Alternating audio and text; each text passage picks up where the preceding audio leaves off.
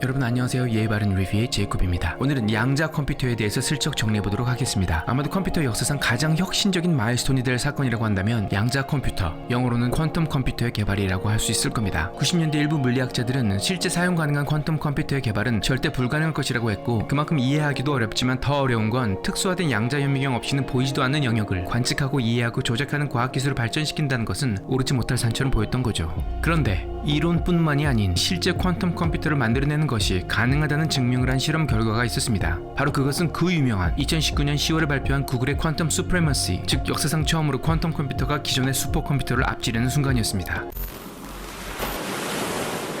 물론 이 발표는 벌써 1년 반이 지난 일이지만 구글 AI 퀀텀 연구팀이 개발한 퀀텀 컴퓨터가 오늘날 현존하는 슈퍼컴퓨터보다 비교되지 않을 정도의 빠른 속도로 주어진 임의의 문제를 풀어내는 데 성공했습니다. 시카모어라고 불리는 53개의 큐빗 프로세서 칩으로 이루어진 구글의 퀀텀 컴퓨터는 슈퍼컴퓨터라면 만 년이 걸려야 풀 수 있는 수학 문제를 단 200초 만에 풀어낸 거죠. 이 발표가 있은 후 곧바로 IBM에서는 구글의 이러한 성과에 의심의 입장을 취하고 들었는데요. IBM에서는 미국 오크리지 내셔널 연구소에 있는 자신들의 슈퍼컴퓨터를 이용한다면 같은 문제를 구글이 주장하는 만 년이 아닌 이틀 반 만에 풀 수 있다고 발표한 거죠. IBM이 퀀텀 컴퓨터 개발에 있어 구글과 둘도 없는 경쟁자라는 사실을 염두한다면 이러한 반박이 그리 이상하게 들리지도 않습니다. 설령 IBM의 반박이 사실이라 할지라도 확실한 것은 퀀텀 컴퓨터의 계산 방식이 슈퍼컴퓨터 등의 기존의 컴퓨터의 계산 방식의 한계를 뛰어넘었다는 사실은 의심할 여지가 없습니다. 그리고 1년이 조금 더 지난 얼마 전 중국에서 구글의 기술과는 다른 빛의 입자인 포톤을 조작하는 방식으로 구글에 이어 퀀텀 수프레머시를 달성했다는 발표가 있었습니다. 중국의 지우장 퀀텀 디바이스가 기존의 슈퍼컴퓨터가 푼다면 몇십억 년이 걸릴 보슨 샘플링이라고 불리는 문제를 단 몇 분 만에 풀어낸 거죠. How much bigger of a quantum leap this Chinese development has been compared to the Google one? Help us sort of get a sense of just how much more technologically advanced this development has been.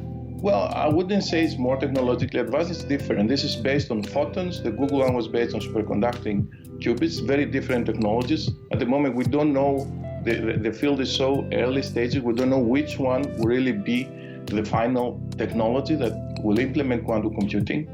I would put it at equal footing in a sense. 그렇다면 퀀텀 컴퓨팅이란 도대체 무엇일까요? 또한 퀀텀 컴퓨터는 얼마나 그리고 어떻게 그렇게 빠르게 연산할 수 있을까요? 퀀텀 컴퓨팅을 이해하려면 먼저 현재 우리가 사용하고 있는 기존의 컴퓨터의 작업 방식을 알고 넘어가야 합니다. 현재 모든 컴퓨터는 바이너리 시스템을 사용하고 있습니다. 컴퓨터 안에 가장 기본이 되는 정보 처리 장치인 트랜지스터는 마치 전구의 불을 켜고 끄는 스위치 같은 역할을 하므로 0 아니면 1의 신호를 보내게 되고, 이렇게 0과 1로 표현되는 비트가 모이면 숫자나 언어 등의 데이터로 표현될 수 있는 거죠. 예를 들어 숫자 8은 1000, 숫자 9는 1001, 소문자 H는 0110, 1000, 그리고 hello는 이렇게 표현됩니다. 그리고 이러한 트랜지스터들이 모여서 AND나 OR 등의 작업을 할 수 있는 로직 게이트를 이루고, 또 이러한 로직 게이트들을 조합하면 컴퓨터가 덧셈, 뺄셈 등의 아주 기본적인 연산을 할 수 있게 됩니다. 컴퓨터가 덧셈을 할 수 있게 되면 그 말은 곧 곱셈을 할 수 있게 되는 거고, 왜냐면 예를 들어 3 곱하기 3이라는 연산은 결국 3 3개를 모두 더해놓은 값이기 때문이죠. 그리고 컴퓨터가 곱셈을 할 수 있다는 건 현재 컴퓨터가 할 수 있는 모든 작업을 할 수 있다는 겁니다. 그러니까 쉽게 말해서 현재 컴퓨터의 작업 방식은 초등학생들이 풀 수 있는 아주 기본적인 수학 문제를 어마어마하게 많은 초등학생들이 모여서 함께 풀고 있는 것과 같은 모습이죠. 간단한 연산도 체계적인 순서대로 많이 할 수 있게 되면 복잡한 문제도 해결할 수 있게 되는 겁니다. 그 말은 컴퓨터가 똑똑해지기 위해서는 더 많은 트랜지스터들이 있어야 하고, 더 많은 트랜지스터들이 컴퓨터 본체 안에 들어가기 위해서는 트랜지스터를 아주 작게 만들어야 되는 거죠. 그럼 이제 퀀텀 컴퓨팅은 기존의 컴퓨팅과 어떻게 다른지 한번 살펴보겠습니다. 아까 제가 컴퓨터를 이루고 있는 트랜지스터가 스위치 역할을 한다고 했고, 이 트랜지스터가 기술의 발달로 인해 점점 작아져 왔다고 했습니다. 우리 몸 안의 적혈구보다도 500배나 작아진 이 스위치들이 이제는 너무 작아져서 단 몇 개의 원자를 합해놓은 사이즈가 되자 더 이상 작게 만들면 스위치가 스위치 역할을 제대로 할 수 없게 돼버린 거죠. 왜냐면 이 트랜지스터가 전기의 흐름을 블락하거나 아니면 계속 흐르게 함으로 정보를 저장할 수 있는데, 아무리 스위치를 꺼서 전기를 막으려고 해도 전자가 이를 뚫고 지나가는 현상이 일어나게 되는 거죠. 이 현상을 퀀텀 터널링이라고 하고, 이러한 독특한 현상이 일어나는 영역을 퀀텀 영역이라고 합니다. 사람의 눈으로 볼 수 없는 작은 퀀텀 세상에서는 우리가 보통 알고 있는 우리 삶에 적용되는 물리적 현상이 적용되지 않고 다른 신기한 물리적 현상들이 일어나는데요. 과학자들과 엔지니어들이 이러한 퀀텀 영역의 독특한 특성을 오히려 이용해서 기존의 컴퓨터가 상상조차 할 수 없는 일들을 일들을 처리할 수 있는 퀀텀 컴퓨터를 만들게 된 겁니다. 퀀텀 컴퓨팅에 사용되는 대표적인 특성으로는 슈퍼포지션과 인탱글먼트가 있는데, 이러한 특성들을 알맞은 알고리즘과 더불어 잘만 사용하면 정보의 저장과 연산에 있어서 기존의 컴퓨터가 수억 년이 걸릴 문제들도 단 몇 분, 단 몇 초 만에 풀 수 있는 길이 열린 겁니다. 보통 컴퓨터의 비트가 0이 아니면 1로 표현되는 데 반해 퀀텀 컴퓨팅의 가장 기본적인 정보 단위는 퀀텀 빛, 혹은 줄여서 큐빗이라고 하고, 큐빗은 0과 1 또는 동시에 0과 1 모두가 될 수 있습니다. 바로 이러한 무슨 말인지도 모를 독특한 현상을 슈퍼포지션이라고 하는데, 측정하기 전까지는 0인지 1인지 알 수 없는 슈퍼포지션에 놓여 있다가 이를 측정하는 순간 0 아니면 1로 결정됩니다. 그 말은 기존의 컴퓨터의 4개의 비트는 16개의 가능한 정보값 중 하나밖에 저장할 수 없지만, 그에 반해 퀀텀 컴퓨터의 4개의 큐빗은 16개의 정보를 동시에 표현할 수 있기 때문에 n을 큐빗의 수라고 지정하면 큐빗이 하나씩 늘어날 때마다 2의 n승의 정보를 저장할 수 있게 되고, 그 말은 큐빗이 20개만 되어도 벌써 100만 개가 넘는 값을 저장할 수 있게 됩니다.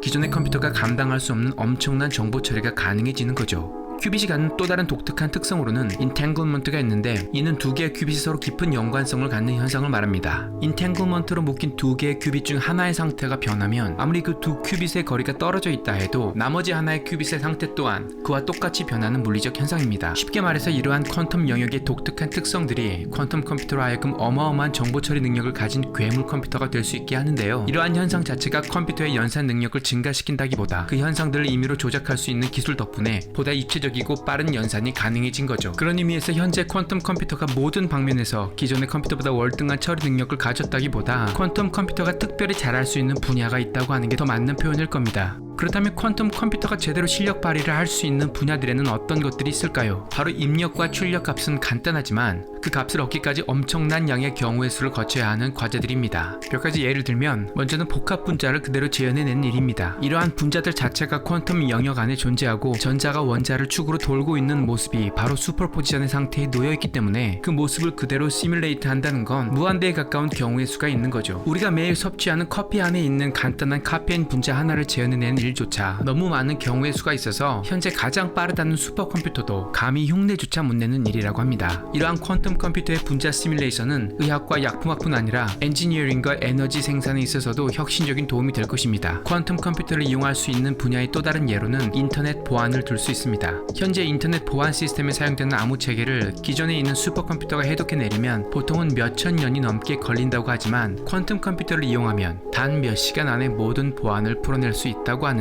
그래서 여러 나라들이 국가적인 차원에서 퀀텀 컴퓨터를 먼저 개발하려고 앞다투어 투자하고 있는 것 같습니다. President Xi Jinping has said research and development in quantum science is an urgent matter of national concern, and the country has invested heavily in this technology, spending billions in recent years. 1994년 미국의 수학자 피터 쇼는 퀀텀 컴퓨터를 이용하여 아무리 큰 숫자도 인수분해하여 소수를 찾아낼 수 있는 방법을 생각해냈는데요. 이 얘기는 지금 사용되는 모든 인터넷 보안 시스템이 퀀텀 컴퓨터 앞에서는 무용지물이 된다는 말이죠. 그래서 퀀텀 컴퓨터가 널리 사용되는 시대가 온다면 인터넷 뱅킹, 이메일, 개인정보가 담긴 모든 어카운트, 그리고 국가 안보의 암호 체계까지 퀀텀 컴퓨팅을 이용한 암호 시스템으로 완전히 전환되어야 할 것입니다. 이 외에도 퀀텀 컴퓨터에게 적격인 분야로는 유전자 분석, 기후의 변화, 주식시장, 그리고 인공지능의 데이터 트레이닝 등의 실제 세상의 모습을 예측하거나 재현해내는 일입니다. 그렇다면 왜 퀀텀 컴퓨터의 개발이 빨리 진행되지 못하는 걸까요? 퀀텀 컴퓨터 개발에 있어서 큰 장애물들은 어떤 것들이 있을까요? 먼저는 이를 효과적으로 이용할 수 있는 상황과 분야에 맞는 알고리즘의 부재입니다. 퀀텀 컴퓨터가 제대로 실력 발휘를 하기 위해서는 슈퍼포지션, 인탱글먼트 등의 퀀텀 현상을 잘 이용할 수 있는 적절한 수학적 방법, 즉 알고리즘이 필요한 거죠. 하지만 무엇보다 퀀텀 기술에 있어서 가장 큰 어려움 중에 하나는 뭐니 해도 퀀텀 컴퓨터를 안정된 상태로 유지시키는 일입니다.